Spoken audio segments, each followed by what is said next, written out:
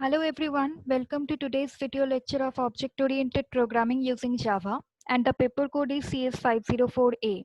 This is Shayani Chandra, Assistant Professor of Department of Computer Science and Engineering of Guru Nanak Institute of Technology.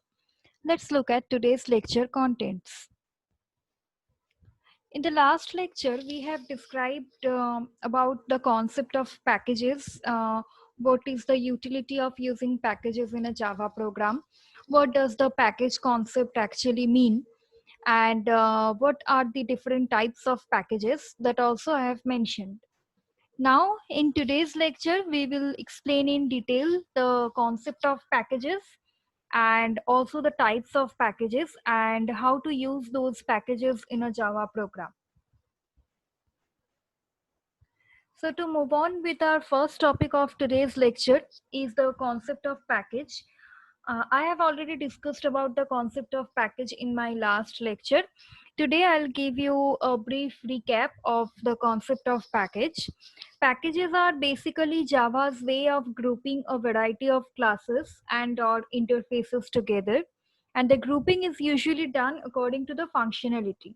That's why we say that packages act as containers for classes. And by organizing the classes into the packages according to their functionalities, we can achieve many benefits. The benefits I have already discussed in my last lecture, so I'm not going into the detail of it. Directly, I'm moving on to the next topic of our today's lecture, which is the types of package. I have just mentioned the types of packages available in Java in the last lecture. In today's lecture, I'm going to give you a detailed overview of how the different types of packages are being used in a Java program. The two main types of packages that are being used in a Java program are Java API packages and user-defined packages. So let us move on to the Java API packages.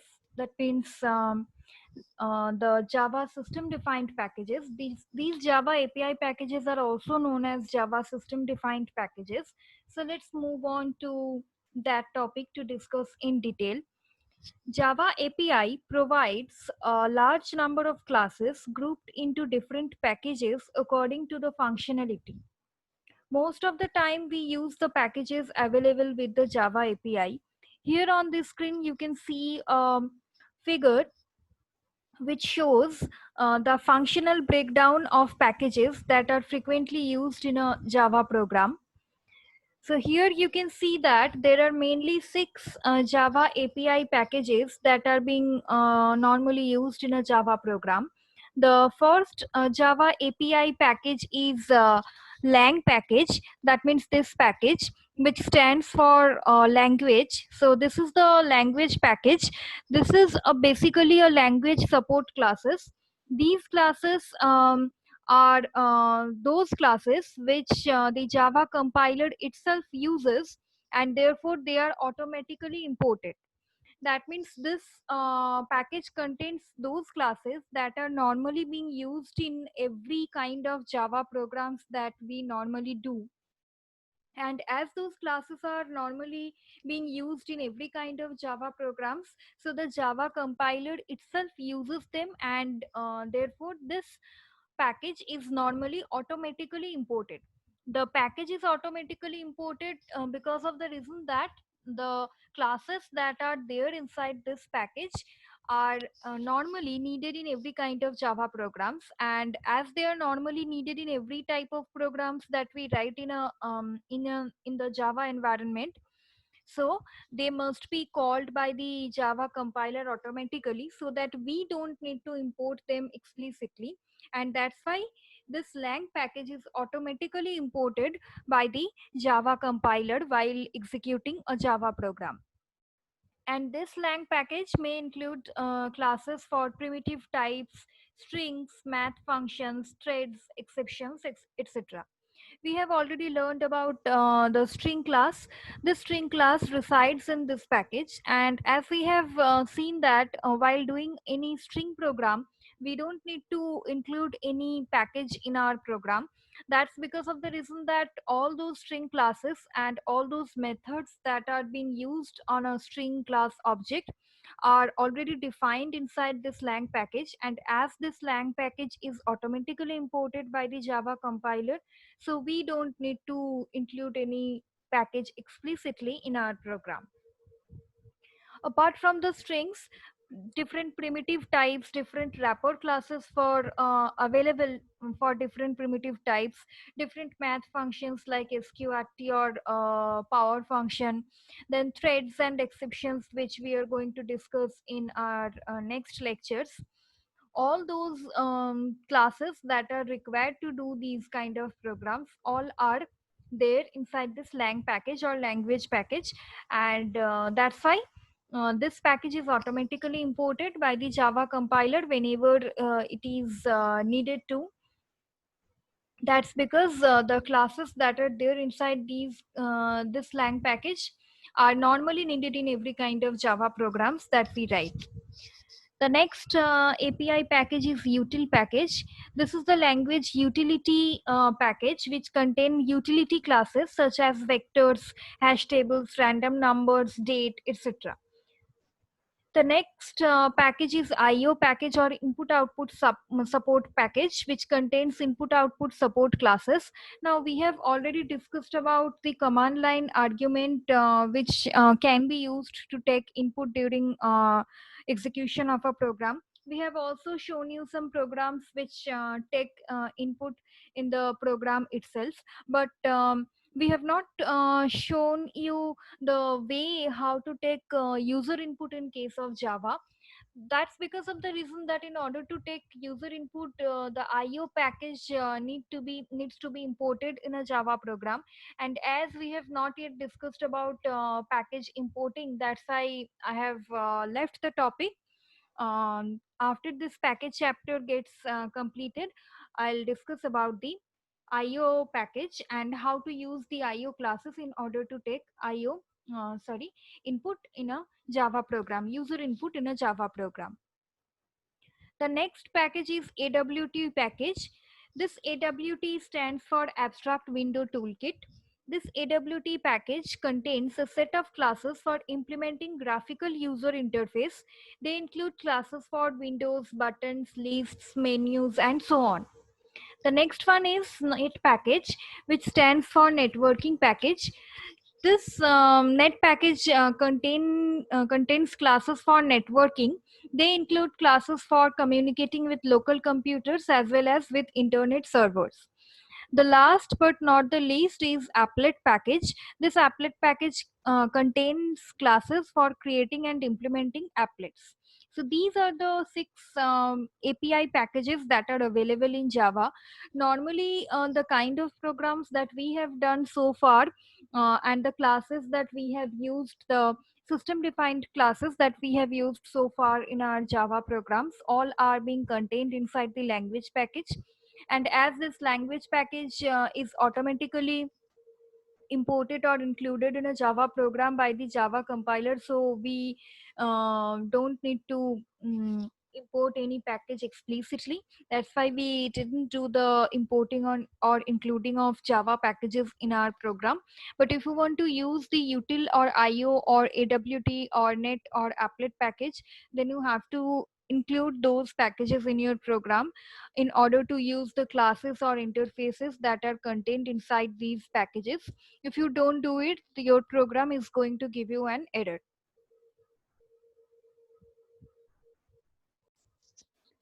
So the next topic of our today's lecture is how to use the system packages in a Java program.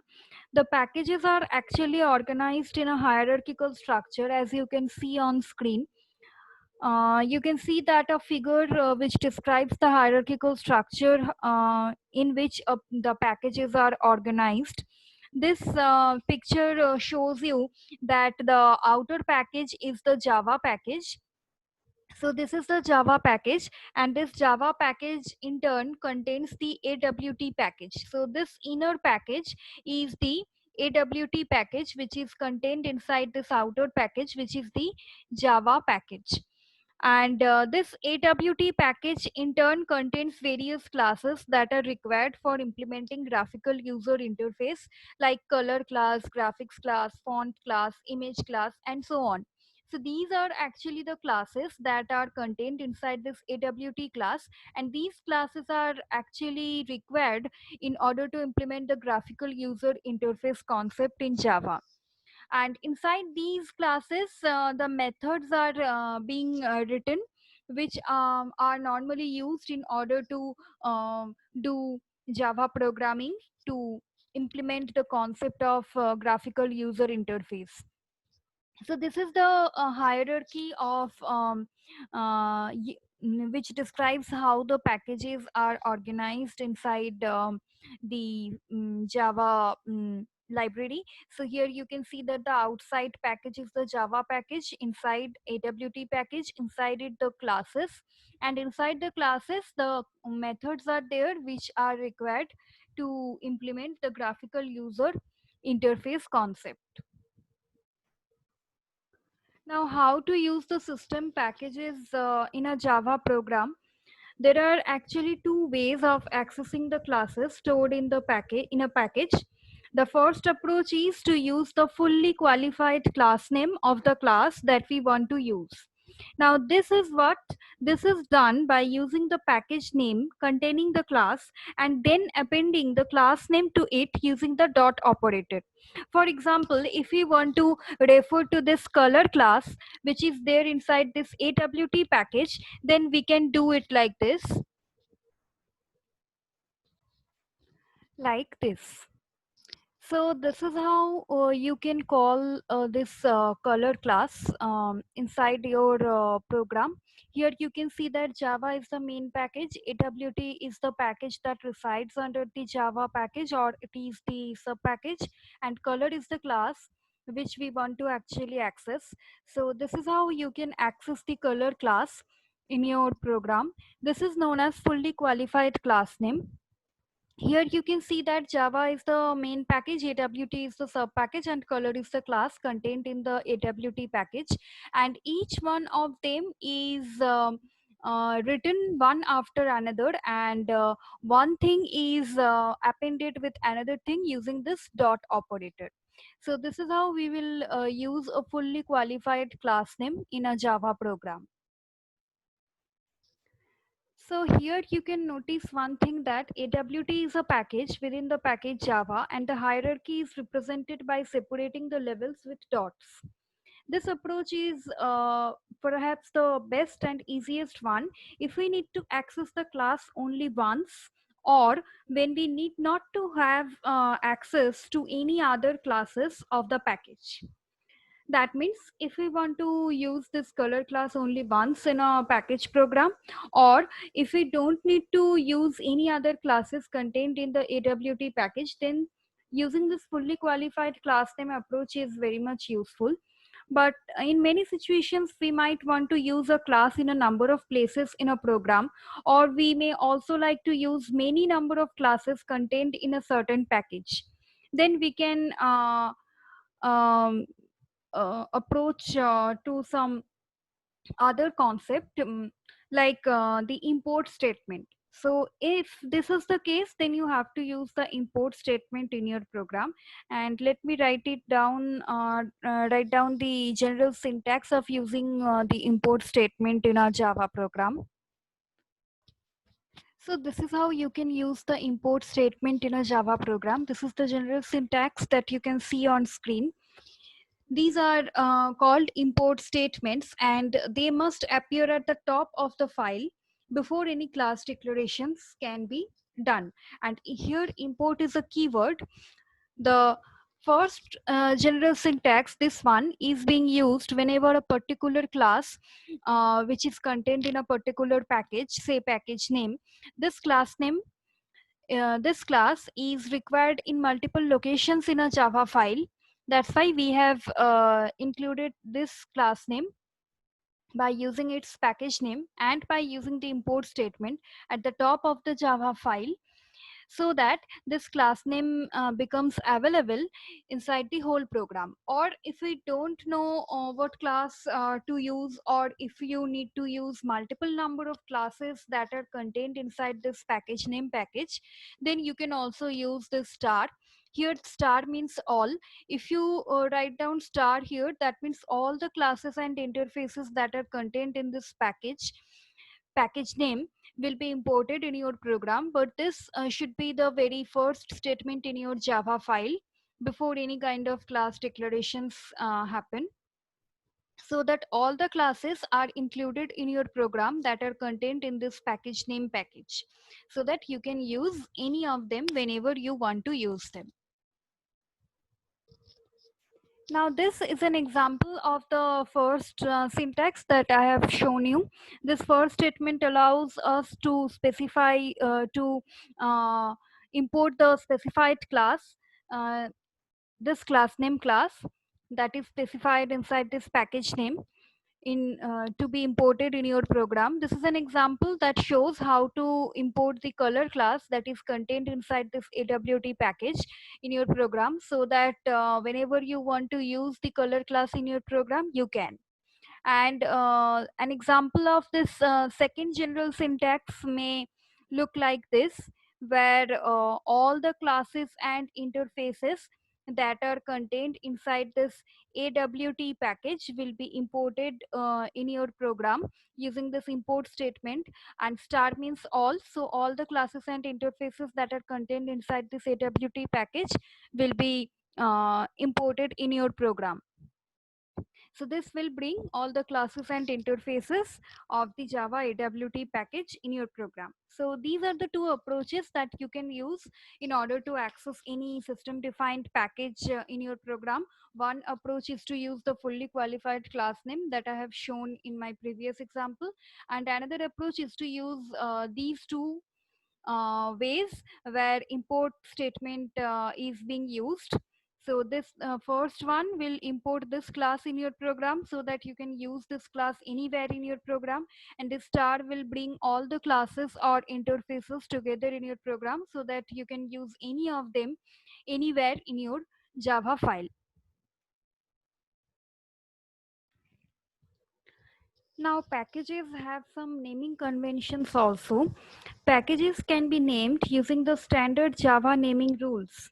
By convention, however, the packages begin with lowercase letters. This makes it easy for users to distinguish package names from class names when looking at an explicit reference to a class. We know that all the class names, again by convention, begin with an uppercase letter. Let's look at an example to better understand this.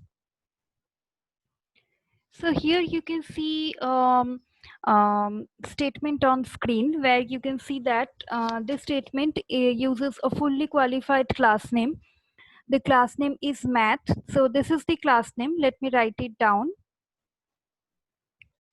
So here this math is the class name that you can see, and this math class is being used in order to invoke this sqrt method. So this is actually the method name. So this sqrt method resides inside this math class. That's why this class name has been used. And this sqrt method is used to do square root on this on the value of this x variable. And here you can see that the lang is the package name or the language package, which contains all the classes for mathematical operations. As sqrt or doing square root is also a mathematical operation, that's why we have used the lang package. And if you don't want to use the lang package using this fully qualified class name, you can also do that, because Java compiler will automatically import this package in your program, because this is the automatically imported package. But I have written it here in order to distinguish between the package name and the class name, where you can see that the package name lang begins with a lowercase letter, whereas the class name math begins with a uppercase with an uppercase letter. And this is the method name. The method names are by convention method names by convention begin with a small letter or lowercase letter in Java.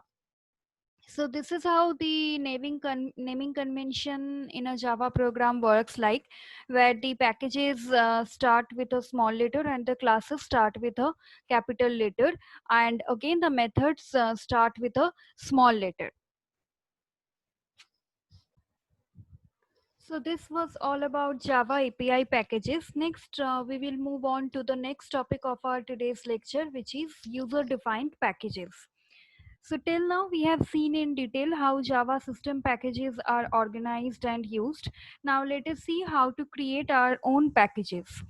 To do that, we must first declare the name of the package using the package keyword followed by a package name. And this must be the first statement in a Java source file. Then we will define a class just as we normally define a class in any Java program. Let me show you the general syntax of defining a package and a class inside it. So this is the general syntax of declaring a user-defined package in a Java program, where you can see that the package keyword is being used for that purpose. This first pack is the package name. You can give any name of your choice here. So this statement ends with a semicolon, and this statement defines a user defined package. But remember that this statement should be the very first statement in your Java source file, where the package keyword will be used to define the package, and this will be the package name. You can give any name to it, and inside it you can see that a class named first class is being declared, and this is the body of the class. This is the class block. Here you can see that I have used the public keyword. If you don't use the public keyword, then it will be treated as default. But if you use the default keyword here, or if you use the default access specifier here, then that class which is a default class will be hidden from other packages. So whenever you are moving out of this package, and if you are going to some other package, and if you want to access this first class in that package, you have to make this class public. Otherwise, from that package you cannot access this first class package if you don't make this class public. If you make it default or protected or private, then you cannot access this first class from other packages. So in order to make this class visible across all the packages, across all the programs written inside all the different packages, you have to make this class public. So this is basically associated with how the access specifiers can be accessed across packages, across classes of packages. So this will be discussed later, but as of now you have to keep in mind that if you want to make this class first class available into some other package, then you have to make it public. Otherwise, if you don't make it public, or if you use some other access specifiers before the class declaration, then this class will be hidden from other packages. This class will be accessible only inside this package, and from other packages you won't be able to access this class. So in order to access this class from other packages, we have made this public. If you don't want to make a class visible across all the different packages, you can keep it default or protected also. Obviously, if you make it private, then this will be accessible inside this class only. Outside this class, even if you are in the same program, this class will not be accessible. So no meaning of using private keyword here, because we know that private keyword is accessible inside the class within which it is defined. So if you want to make this class hidden from other packages, you can use default or protected keyword also. Default means you are not using any access specifier, and protected means you are using the protected keyword, which will be the protected access specifier. Now let me show you an example program of how to create a package and how to insert a class, like inserting a normal class in a Java program inside this package, and how to compile it and run it. So this is a sample program that demonstrates how a package can be defined and how a class can be inserted inside this package. Here I have named the package as pkg. This package keyword is actually defining the package. This semicolon marks the end of the package declaration statement, and always remember that this package declaration statement should be the very first statement in your Java source file. Inside this package, I have defined a class named A. I have defined this class A to be public because I want this class to be available across all the packages that we will use. And this is a very simple class where the main method is there, and this inside this main method, just a simple system.out.println statement is written, which will print inside main. So this program should give you inside main as output if you compile this class from inside this package. Now I have not saved this program as you can see here, because saving a class which is contained inside a user defined package is not like other Java programs. In case of other Java programs, you have already seen that we have saved the file using the main class name. Here also we will save the file using main class name, but here a little bit twist is there, because this main class is contained inside this pkg package. So we have to save this main class within a subdirectory, now within a directory named pkg. Let me do it so that it will be more clear to you. Let's suppose that I'm saving this inside the desktop directory. So I am saving this program. I am currently in the desktop. Here you can see that, and my main class name is A. So I want to save it using the main class name, and I want to make this explicitly a Java file. That's why I have enclosed it within double quotes and selected the save as type as all files. And here we want to save it inside desktop, but here directly we cannot save it into desktop using this file Java file name, source file name, because this file is contained within this pkg package. So we have to create a directory within this desktop folder. Directory means folder basically. So we are creating a directory named pkg. We have to create a directory with the name of the package that we are using inside this program, and our package name is pkg, where all the letters are in lowercase. So I am also creating the same package folder inside the desktop folder. And remember that this is case sensitive, so because here all letters are small, so you have to give all letters as small. Here if all the letters were in upper cases, then you have to make this folder with a name in all upper cases. So as this is case sensitive, because if you make this like this, say if you are making p as capital, then the as it is case sensitive, so it will not get any match, because this is small p kg and this is capital P, then kg are in small letters.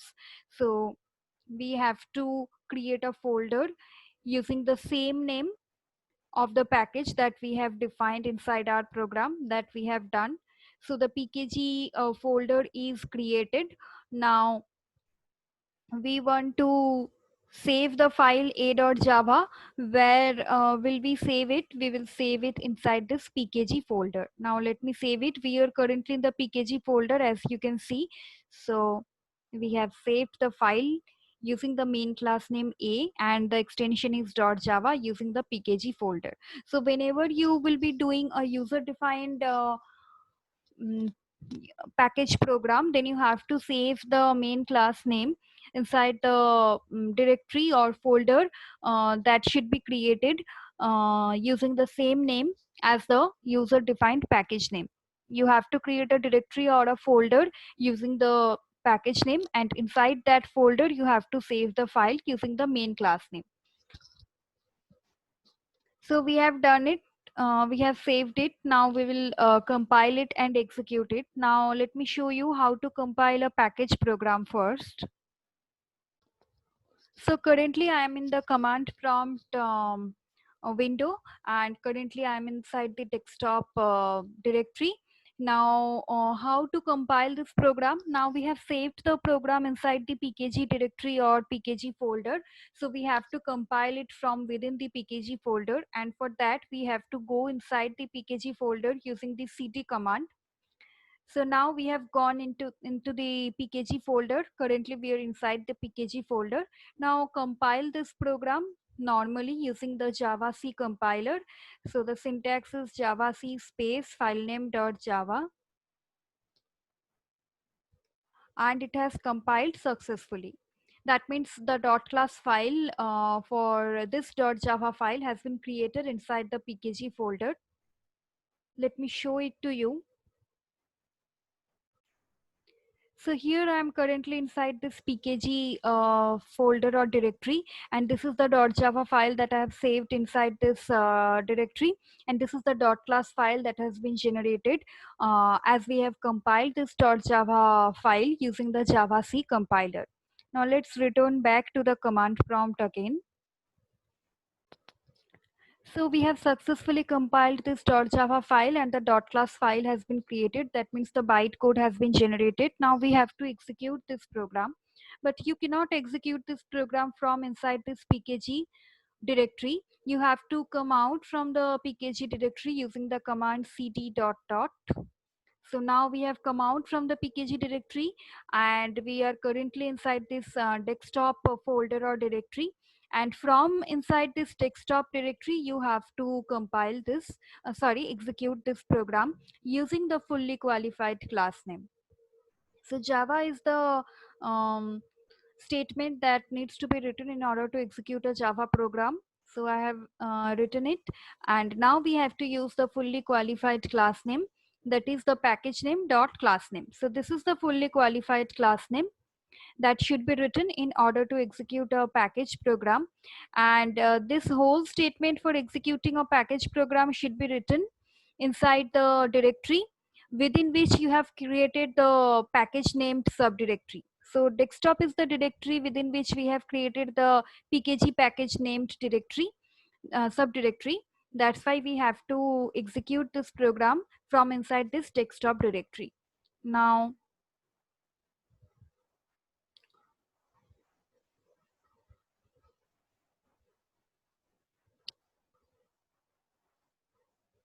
executing this program should give you inside main as output. So here you can see the output has come, which is inside main. So we have successfully executed the package program, and the output that should be displayed is inside main, which is being displayed currently. So this is how you can compile and execute a package program or a user defined package program in Java. So this is the way how you can write down a user-defined package program, and then you can compile and execute it using the way that I have shown to you just now. Next, let's study how these user-defined packages can be accessed from other files using the import statement that you have already learned in case of Java API packages. That means how to use the Java API packages inside a program using the import statement that I have already discussed to you. Now let's see how to import these user-defined packages in another Java program. Now, in order to use a user-defined package into some other programs, you have to write two different Java source codes or source files. One will contain the user-defined package, and inside that a class will be there. And this file should be saved inside the directory named pkg1. And then you have to write down another program where this pkg1 package will be imported, and this class that is there inside this pkg1 package will be used there. So I have written a simple program where I have named the user defined package as pkg1. This is the public class A, that has been defined inside the user defined package pkg1. This is a public method display a, which will just print class a normal statement will be printed. Now let me save it inside the pkg1 directory. Let us suppose that I am saving it inside the desktop directory. Inside the desktop directory, and already a folder named pkg is there. I am creating another folder or directory using the name pkg1, which is the user defined class name of user defined package name of this program. Now going into this package pkg1, and inside this I am saving this file as a.java, making it explicitly a Java file using double quotes, and selected the save as type as all files. So now this a.java file is saved inside this pkg1 directory. Now we have to write another program where this pkg1 file, package will be imported. So this is the other program inside which the pkg1 package has been imported using this import statement, and this should be the very first statement inside this Java source file. This packtest1 is the main class name. Here you can see that the main method is there, but in the previous file you have seen that a public method named display a was there, because we don't want to make it a main class. We just want to make it a normal public class which should be visible to all the different packages that we will create. Now inside this packtest1 class, the main method is there, and as we have imported the pkg1 package inside this program, that means all the classes that are contained inside this pkg1 package will be included in this program. Sorry, I have forgotten to give the class name here. So this is the fully qualified class name that I have used here, because only one class is there, which was a. That's why I have written the class name directly here. But if suppose 100 classes were there and all the classes are needed to be included in this program, then you can write this star also in order to include all the classes in your program. But as I just want to import the single class content inside this pkg1 package, so I am giving this class name directly here, and the format is package name dot operator, then the class name, and after that semicolon. So using this statement, the a class which is contained inside the pkg1 package is included in this program or imported in this program. That means this class can be used directly to access all the properties or all the characteristics of that class. Now only one method is there inside that class, which was display a, and we want to call this method from within this class or from within this program. And as it is, this a is a different class, so in order to call its method, we have to create an object obj of the a class here, that we have done. And using the object obj, we have called the display a method here.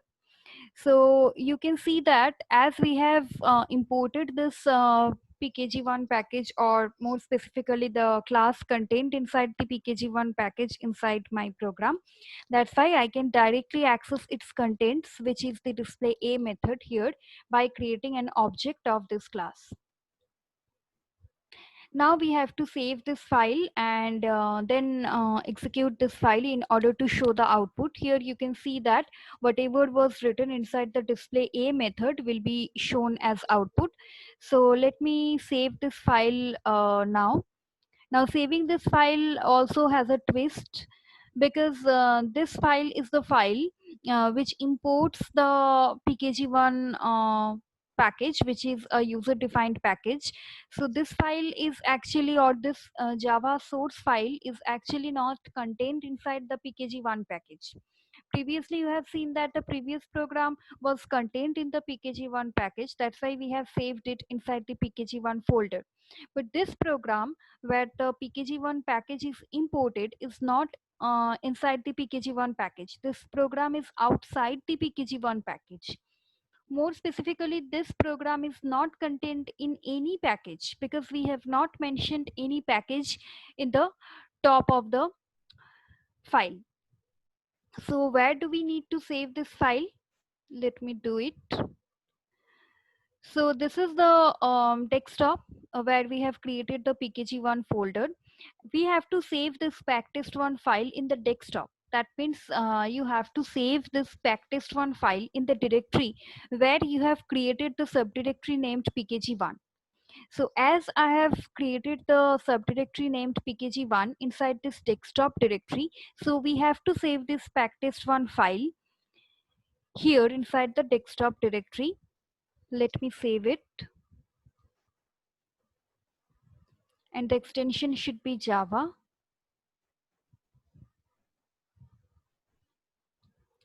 Now you have to compile the A class file by going inside the pkg1 package. After that, you come out from the pkg1 package, compile this packtest1 class, then execute this packtest1 class. So this is how you have to compile and execute this program.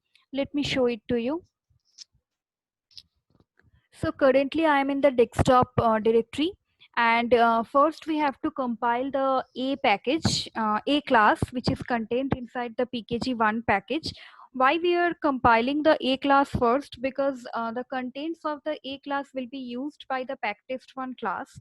So that of A class will be used by packtest1 class by accessing the bytecode of the a.java file, which will only be created if we compile it first. That's why we are going into the pkg1 package first. So currently we are in the pkg1 package or directory. Now we are compiling this a.java file. So this file is successfully compiled because we can see no errors here. That means the a.class file has been generated. That means the bytecode for this a.java file has been generated inside the .class file. Now we have to come out from this pkg1 package. So currently we are in the desktop directory where the packtest1.java file is there. Now we have to compile it and then we have to execute it. So let me do it for you. It was packtest1.java. So whenever I am compiling and execute the packtest1.java file, it will read the contents of a.java file from its .class file, which contains the bytecode for this class. Now it is successfully compiled. Now we have to execute this file like we do in case of executing normal Java classes. So here you can see the display A method contains being shown as output, which is class A. So this is how you can use a user-defined package in a different program, which is not contained inside any package, which is outside of that package. In the next lecture, we will see how to import more than one user-defined packages in a single Java program. And then we will see many more advanced features of using user-defined packages in a Java program, so that you can understand how important package concept is in case of Java, and what benefits you are getting if you are using user defined packages in a Java program. Then you will understand that the code reusability feature is very much possible if you use user defined packages in a Java program. Thank you for listening to today's lecture. See you in the next lecture.